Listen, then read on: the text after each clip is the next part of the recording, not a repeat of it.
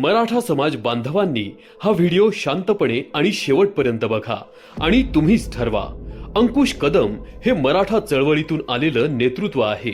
आजपर्यंत 4000हून अधिक तरुणांना त्यांनी शासकीय नोकरी मिळवून दिली आहे। यामुळे ऐरोली विधानसभा क्षेत्रातील मराठा समाज एकवटून अंकुश कदमांच्या पाठीशी उभा असून त्यांचा विजय निश्चित झाला आहे। मात्र असं असताना मराठा समाजातील एकजूट लक्षात आल्यानंतर गणेश नाईकांचा हस्तक असलेल्या विठ्ठल बांगरने मराठा समाजामध्ये फूट पाडण्याचा प्रयत्न सुरू केला आहे।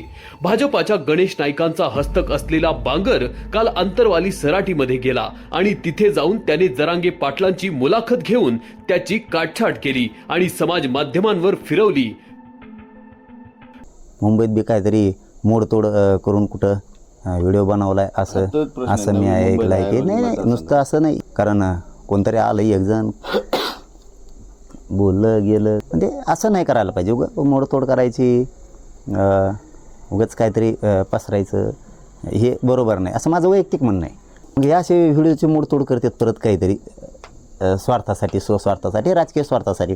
माझं म्हणणं आहे तशा व्हिडिओच्या कुठं मोडतोड नाही केल्या पाहिजे कधीच, कोणीही असो, मुंबईसारखं ठिकाण असो किंवा उर्वरित महाराष्ट्र ठिकाण असो, अशी व्हिडिओची मोडतोड अजिबात केली नाही पाहिजे, कोणीच गैरफायदा त्याचा उचलला नाही पाहिजे। भाजपचा सुपडा साफ करण्याचा मनोज दादांचा आदेश असतानाही हा विठ्ठल बांगर मराठा समाजाचा बुरखा घालून भाजपच्या गणेश नाईकांचं काम करत आहे।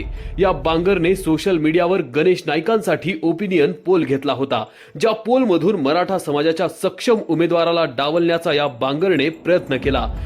हा एवढ्यावरच थांबला नाही, तर त्याने मनोज दादांची काटछाट केलेली मुलाखत फिरवून बांगर नावाच्या गणेश नाईकांच्या हस्तकानं मराठा समाजात फूट पाडण्याचा प्रयत्न केला।